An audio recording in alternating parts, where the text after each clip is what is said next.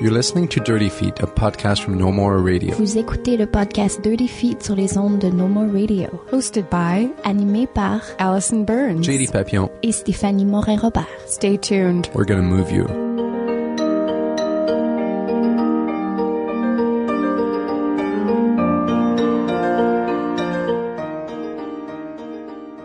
I am Linnea Gwiazda, and I will be co-hosting with Allison Burns for this episode of Dirty Feet. So we're here in Victoria, British Columbia, sitting in one of the studios at the Dance Victoria headquarters here with producer Stephen White, who has been the Dance Victoria producer for 15 of its 18 years. We're very honored to be sitting with you here, Stephen, and looking forward to talking more about Dance Victoria, which is a real pillar of Victoria's dance community, and has definitely helped grow the dance community into what it is today. So thank you so much for being here with us. Oh, thank you. So maybe if you can just give listeners who might not know what Dance Victoria is, a quick overview of what you do here at Sure. Dance Victoria. Yeah. So, I mean, probably the most prominent thing we do, or the thing that we're most known for, is we do a presentation series of dance, and we sell a subscription ticket as well as single tickets, and we bring, I would say, mid to large scale ballet and contemporary companies to Victoria, and we always have a production of Nutcracker every year. And so the companies, I would say, they're a little bit more mainstream than, say, some of the presentation series. When you're producing for a market, it's really important that you know what that market is. And I've had the good fortune to live in Victoria for 30 years, working in the nonprofit arts. And so I feel like I know this audience pretty well. And we definitely stretch them with different performances. Like we've had Chouinard here, we've had Daniel Levaye, we've had Kokoro Dance from Vancouver that remains still the most controversial show, and people talk about it, and it was 11 years ago. But I would say, our default position is typically contemporary ballet or something in that milieu or that genre. Because the hall is a big hall, it's a 1,400-seat hall, that kind of dictates the sort of production level that needs to come with the dance company. So and increasingly we're programming international companies. So this year, the whole season is international companies. In the last couple of years, we've also introduced a new contemporary series that's for smaller companies. It happens late January, early February, and that's been really exciting for me, because a lot of the work that I see in Canada and other places is smaller scale work with, maybe 4 or 5 dancers, or maybe even a duet. And I love how inventive that movement can be, and the fresh approach. But I've never really had a platform to showcase that work. So this new contemporary dance festival that takes place at the Metro Studio Theatre, it's actually one of the fringe venues this year, seats about 185. Is exciting for me. So it's nice to have that in our repertoire. The other thing that we do is we're sitting in one of the studios in a 12,000 square foot facility that has 2 other studios. So there's 3 studios in total. And we are the landlord, so we hold the head lease, essentially, and we have a long-term lease here. So we've made some improvements since we got the lease in 2010. Upstairs in the studios, we've installed theater lighting and a grid and performance quality sound. And we just recently purchased seating risers, so we can convert that space into an intimate performance space that seats about 100. But we also use it to host residencies. And so this year, for example, we have 6 different residencies, usually about 2 weeks long, hosting companies that come from out of town. That are doing creative residencies. In fact, today we have a showing at 5 o'clock of Out Inner Space, a Vancouver company that's been in residence for 2 years. So at 5 o'clock they're showing what bits of work they've created thus far. The show won't premiere until 2016, but and they'll probably be back in October 2015 for another residency here. So, of course, I love that. That's where my heart is, to assist and support the development of dance and dance companies, find ways for those companies to interact with the local community as well. Often the companies will open their class, or they'll give a class while they're here for local dancers. So we're doing a lot of different sort of professional development work locally, and yeah, it's a lot to talk about. Great, yeah. So Dance Victoria was conceived 18 years ago, and you got on board with it as producer 3 years later. What did it look like at that time? Well, my predecessor, Doug Durant, he works in Vancouver, actually, at the City of Vancouver as a cultural officer there. He was a really smart guy, and so he was handling promotions for dance companies that were coming from out of town. He was like the go-to guy. So the Royal Ballet would, when they were coming to Victoria, would call Doug and say, we need you to do our promotions for us. So after a few years of doing that in Victoria, he got this idea of, what if I talked to those companies that come through here on a regular basis and said, pool your resources and I'll put together a subscription series, and we'll call it, at the time, Victoria Dance Series. And so he was able to convince like the Royal Winnipeg Ballet, Ballet BC, Ballet Jazz de Montréal, and a couple of other companies that when they came to Victoria, they would, contribute to a subscription campaign. And that's how it started. So the first 3 years, it was fairly modest. It was like maybe 3 companies, 1 to 2 performances each, and it was packaged and sold as a series. Then when I came into the position, actually Doug had lined up the season for the year that I was coming in. I knew nothing about dance. I came from the world of theater. And at the time, I was, like Doug, I was handling promotions for theater companies and stuff that were coming through town. And this was a modest little contract. And I thought, oh, great, I'll learn about dance in the first year, and then I'll be able to, talk to the dance companies when they're coming through. So Doug had it all set up, and he left, and 3 days later, Les Grands Ballets Canadiens phoned me. This was in May. And they said, we've canceled our Western Canada tour. So suddenly I was left with a hole. There was only 2 companies for that season, and that did not make a series. So I actually went to Linda Rayno, because she, has long been recognized as sort of the mother of modern dance in Victoria. Huge contribution to this community with her studio and her own work. And she had a friend in Montreal that was, putting together a project, and so we brought them out, and it was our first experience as an organization actually presenting a company where we were taking the risk at the box office. And unfortunately, it was a huge success. So that meant, this is easy. We could do this. So then I would say over the next 3 or 4 years, as the presentation series grew, we less and less were we involved with companies that bought our services, and more it was me that was selecting companies to be on a season, curating a season essentially. So that's that's really when the growth started to happen, and I've been really fortunate to be here for 15 years to bring it to the place where it is today. In terms of the residencies, I'm curious about the kind of specific characteristics of the residencies offered by Dance Victoria. It comes to mind as I'm thinking about the creation of Her Body and Light that Stephanie and Linnea had the chance to go to Parsborough, and kind of how the atmosphere of the place they were in affected so much the kind of work that they ended up creating. And just looking at the names like One Way Dance that you have that have come here for their residencies, can you speak at all to what specifics are offered for companies and residents here? Sure. So I would say, we're pretty hands-off in terms of, I'm not in the studio, and I don't profess to have any, because I'm not trained in the dance field.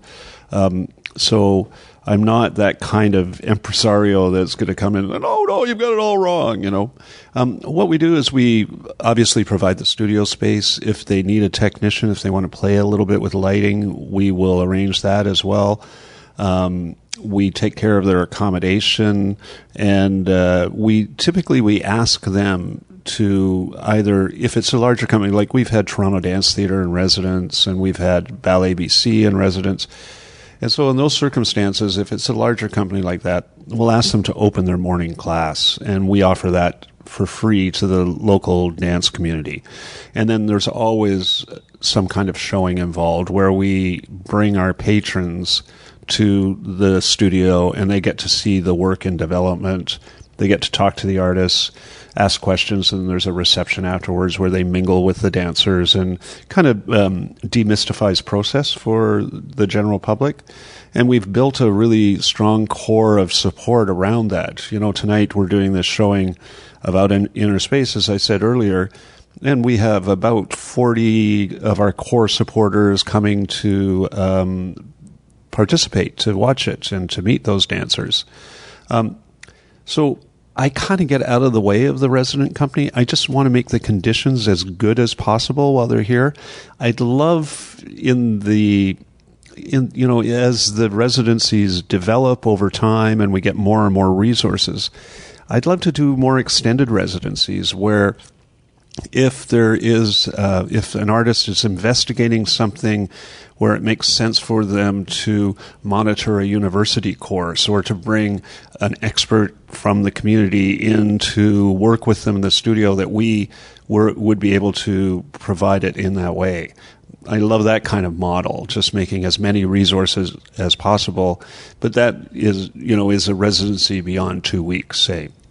I think what most artists that have been through a residency in Victoria point to is that it's like a chance for them to escape their daily life and their routine and, not run off to the barista job or, be answering their telephone. And so the artists are often really surprised about how much work they get accomplished when they're in Victoria, because it's removed enough that it's like a little retreat in a way. And you mentioned that you have a smaller season or a smaller series as well. Do you also offer kind of resources for smaller companies or individuals who want to use the space or take courses or anything like that? Sure, absolutely. So, we make income off of the studios. We rent them to local dance teachers and studios. We have one primary tenant that offers a range of classes for 4-year-olds to 20-year-olds in all of the genres, and they use up a lot of studio time. We have swing classes here, we have Zumba fitness, and all of that stuff, and that pays the rent. But typically, in the daytime, we're sitting in a studio and no one's in the studio. Of course, it's the end of summer as well, but that's where we have the freedom that we can say to an artist, come and be in residence here. The smaller series that you're talking about, it's a really interesting thing, the way it's evolved. So we do a community-wide event in January, and it's called Dance Days. We couldn't think of a better name. So we went out the first year and said, we'll call it Dance Days, and then next year we'll rename it.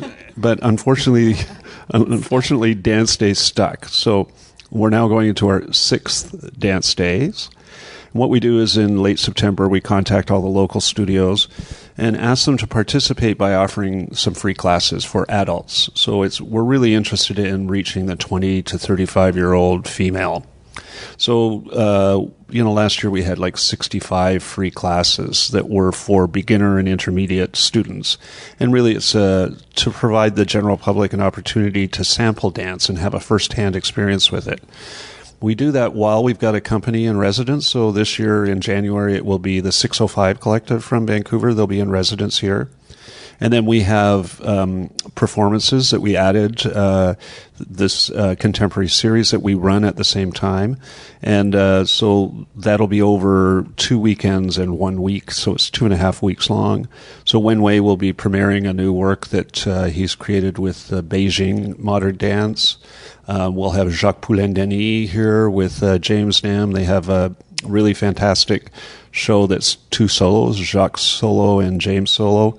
And then we have a really special evening at the beginning of the festival that will feature 5 solos, 1 from a Ballet BC dancer, 2 from ODC, San Francisco company that are on our series. They'll be dancing solos.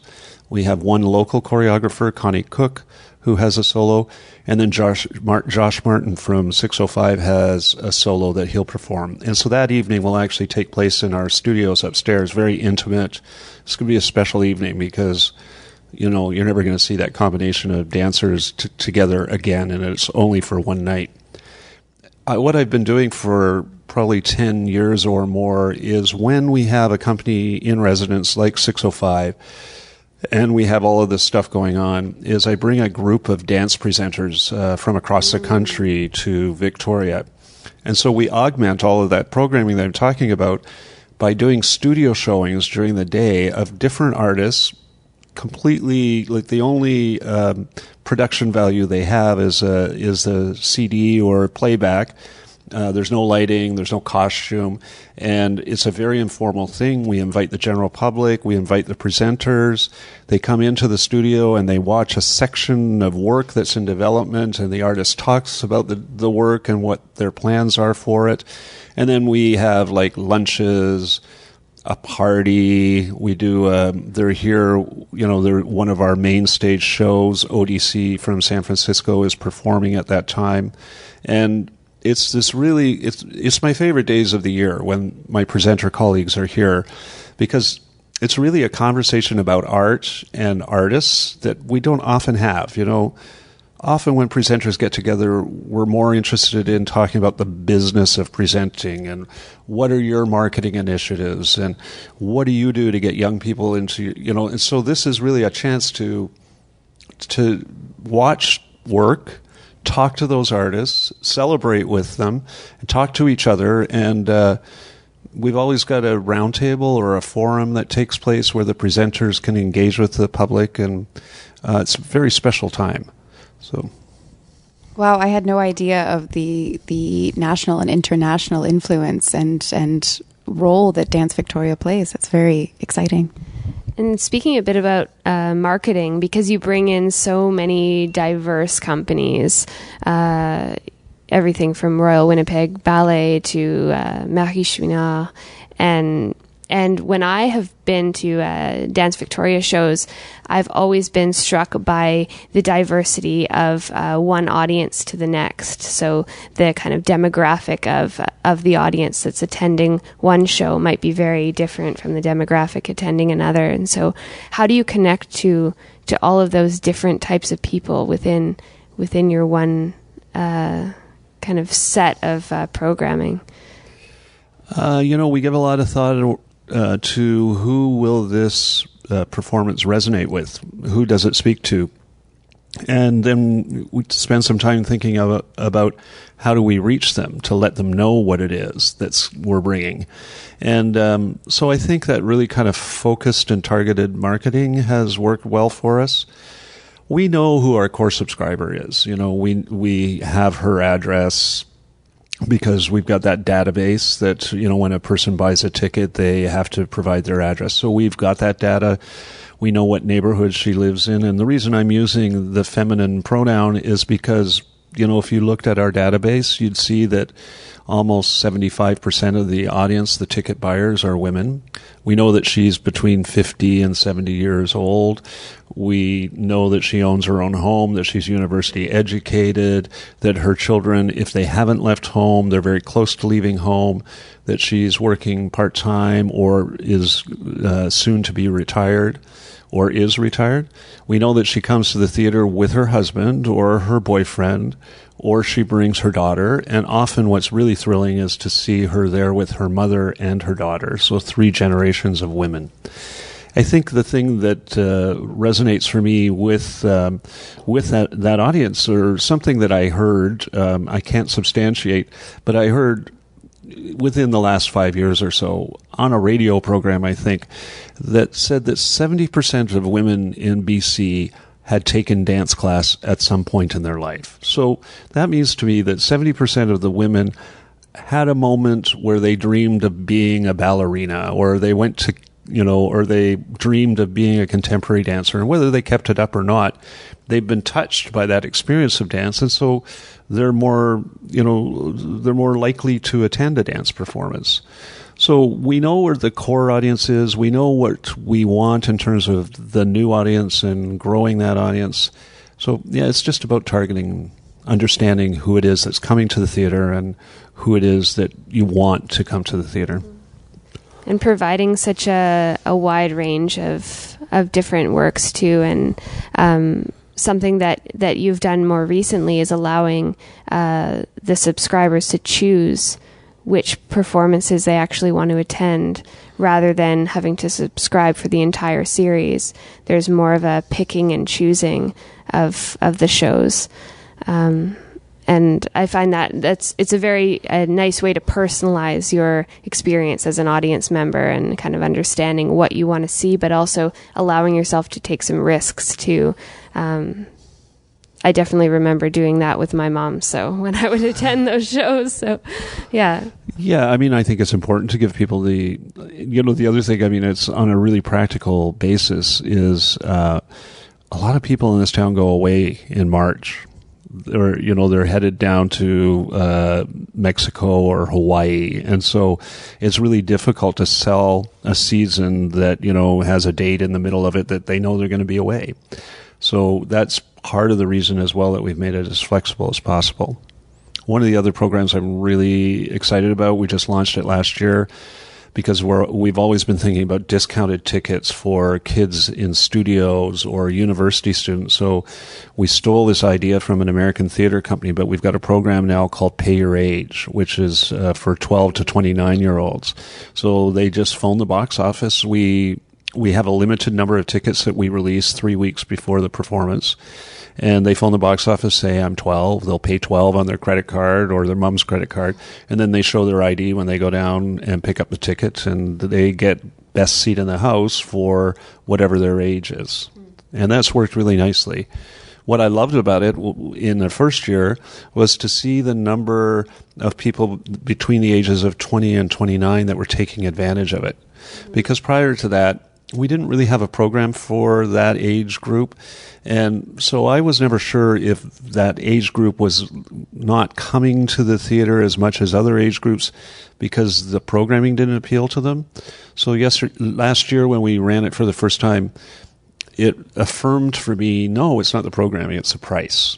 And in fact, that age group is interested in what we're doing, but it's just been too expensive for them. I'm still in awe of this opportunity that you've offered with all the free classes that are available. What has been the response to those? Do people come out in droves and you have to turn them away, or how does that work? Yeah, I mean, it depends on the class, but yes, absolutely. That's been the experience every year. There's at least, a dozen classes that are filled to capacity, and we try to squeeze in as many people as possible. But then there are some that are less attended. And every year we take a look at what the stats are for each one of the classes, because we keep a record of the attendance for all the classes.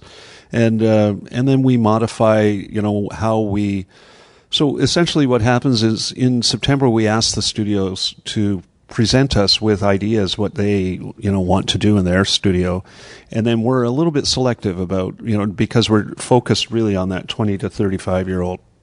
So we have to think about what's appealing to her. And so there's sometimes, we feel like the youth dancer, young dancer is so well served by the studios in Victoria that there's no point in us offering free classes because they're already registered for classes. So, yeah, that's how it works. The other really exciting thing I haven't talked about, which is part of the reason that we're seeing more international relationships built in Victoria, is we have an annual prize, a woman that was a supporter of Dance Victoria, passed away a few years ago, and left our organization a big whack of money in trust. And so the proceeds, the interest that money earns every year, because this was her wish, we've turned it into a dance prize, and it's open to Western Canadian dancers that are working with international dancers. It was really this woman's desire that Canadian dancers have an exchange or a dialogue with other dancers or choreographers outside of the country and have that experience. And so this year, the prize is $28,000. And so we accept applications. You have to be a dance artist that lives in Western Canada, because this woman didn't like Eastern Canada.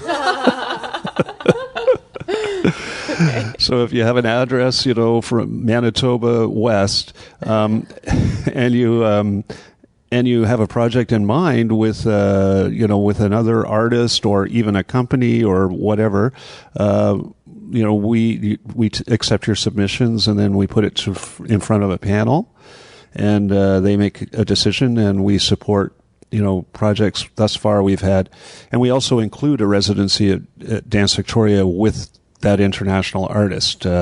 So we've had projects with South Korea, China with Wen Wei, Brazil coming up with DJD in Calgary, Italy, and we're bringing a German choreographic coach to Victoria in February to work with 2 local dance collectives in an immersive process for a couple of weeks. So increasingly we're kind of casting beyond actually Canada and looking for interesting international projects. Forgive my naivete in this next question. Vancouver's the next on our list, so we haven't been there yet. We haven't really taken the temperature and gotten to speak to people there. But it does surprise me, kind of understanding that it is a dance hub, to hear you speak so little of it. How do you feel about Vancouver and its relationship to the dance scene in Victoria? Oh, what's happening in Vancouver is fantastic. 605, Out Inner Space, Amber Funk Barton, of course, Crystal, Pite, and Wen Wei. It's a very exciting culture there. And I think, although you may talk to people in Vancouver that don't agree with this, I think the Dance Center plays a really huge role in the milieu in Vancouver, and they've brought exciting artists in. They've offered residencies and exchanges, and so I think they are central. We have this German coach that we're bringing to Victoria. It's a partnership with the Dance Center, so she'll also work in Vancouver with some artists there. Yes, and when I was talking about having the presenters here and showing works in studio, it's primarily Vancouver artists that we bring over to show that work to. So it's kind of got a West Coast influence. And largely that's because in Victoria there is an interesting dance scene that's beginning to evolve, but we're a smaller center, and so often I think dance artists, I'm going to get shot in the foot, but often dance artists that have career aspirations have to leave Victoria because it's really difficult to make a living as a dance artist in a community of this size. But we do have a few that, are teaching dance classes and that do come together and create projects from time to time. And we support those folks by giving them free access to the studios and support for their shows. And so you talked about kind of connecting to the dance studios in Victoria and sort of connecting with the students and how do you relate to those studios and bringing them into this kind of wider international community? Is there other than the pay your age and stuff like that, are there more programs through Dance Victoria for these like young dancers to be more exposed to international dance and national dance? Primarily it's not enough, but primarily it's through master classes. So, it's in the contracts that we write with all of the companies that we bring to our main stage program that they have to offer a master class. And so then we offer that locally for free. Again, someone that passed away a few years ago left us some money so that we could have free master classes on a local level. I think there is some work that we could do with the dance studios that we haven't had the capacity to do thus far. I mean, I'm really happy with Dance Days that we have at least that relationship with the local dance studios. It's a question of staff resources and time. Really, despite everything I've described, there's actually only 3 people in the office, and so when it's often surprising when folks who have been to our shows come to the office for this first time and they say, "This is where you work? Like, there's only 4 desks here, and there's 3 of us there." So I'd like to explore other ways of really engaging locally. I think most of my colleagues across the country that are involved in dance presentation, that you go into it initially thinking, oh, well, look at, there's 35 local studios, and that's our audience. We can bring that audience into, or their parents, but there's a big disconnect I've found over the years, between the studios that are really kind of focused on the local competition every year and getting prepared for their spring recital and the competition, that there are exceptions where, a young person that's taking dance has a wider kind of perspective and a bigger vision, and they do engage and they come and take advantage of the cheaper prices that we offer through Pay Your Age. But often they're just really focused on the group that they're with that are going to compete in the upcoming festival. So it's interesting. It should be more related, but it's not as related as we'd like. Well, I think that Dance Victoria had a big part in bringing me to Montreal, definitely, on a personal note. So I think you definitely are reaching some of those kids. Maybe not all of them, but definitely some of them. I'm one of those ones. So back to you, coming from a background that wasn't initially dance related, and then you've basically made this your work for the past 15 years and been very dedicated to dance. How did that come about? How did you fall in love with it and decide to stick with it in this way? I read as much as I possibly could when I had that first experience of, oh my God, I don't have a season. I know nothing. I started reading. I joined the Can Dance Network, which is the Association of Dance Presenters across Canada. And I went to those meetings and soaked up as much as I possibly could.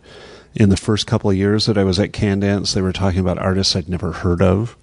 I made a point of seeing as much dance as I possibly could, and along the way just fell in love with the art form.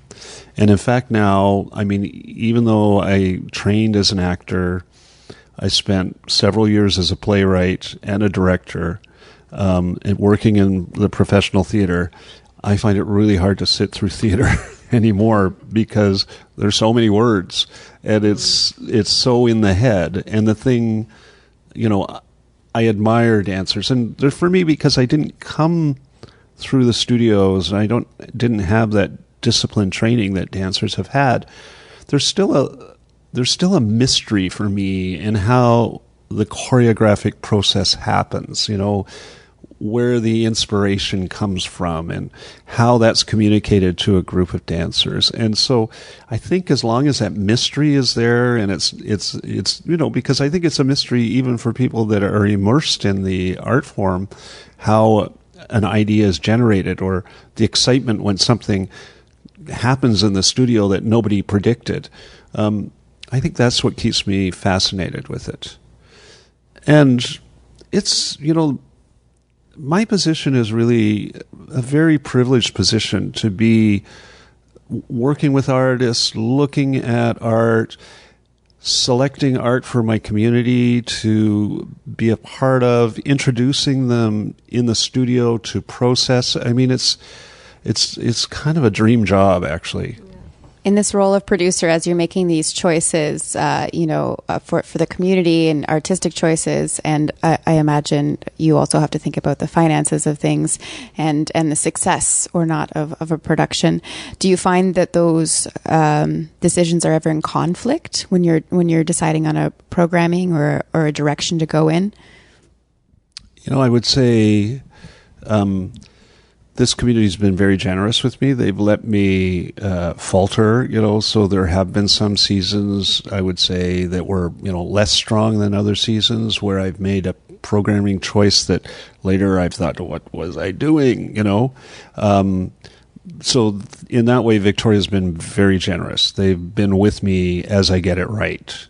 I think what has come, it's become more focused and clearer to me in the last 5 or 6 years because, as I said earlier, the venue dictates a certain kind of size of company and production value. And so I'm looking, I know where to look in terms of that kind of touring company. And now with the smaller scale contemporary series, I can also be engaged on that other level that has been exciting to me, but that I never had an opportunity to bring to Victoria. Yeah. And I do think that it's half commerce and half art, what I do in terms of we are reliant on box office sales. So I do have to program with a view to, does this reach a broader audience? And then, the question is still there is it worthwhile presenting? Like, I could present really commercial shows, but is it saying anything about the art form? And then I think the other thing is that I finally, just in the last few years, come into a position where this local audience trusts what I'm going to bring. So in spite of the fact they may not have heard of these companies, they know it's going to be of a certain caliber. And they've learned to trust that. So that's very privileged to have that relationship. We've been sitting down here with Stephen White, the producer of Dance Victoria. Dance Victoria is about to go into its 18th season here in Victoria, British Columbia, bringing diverse range of dance performance, residencies for artists, master classes, and continuing to bring life to this incredible dance community here in Victoria, BC. So thank you so much for sharing all that with us, Stephen, and for sitting down with us today. Well, thank you. It was great to meet you, and I'm looking forward to seeing your show on Sunday. Thank you.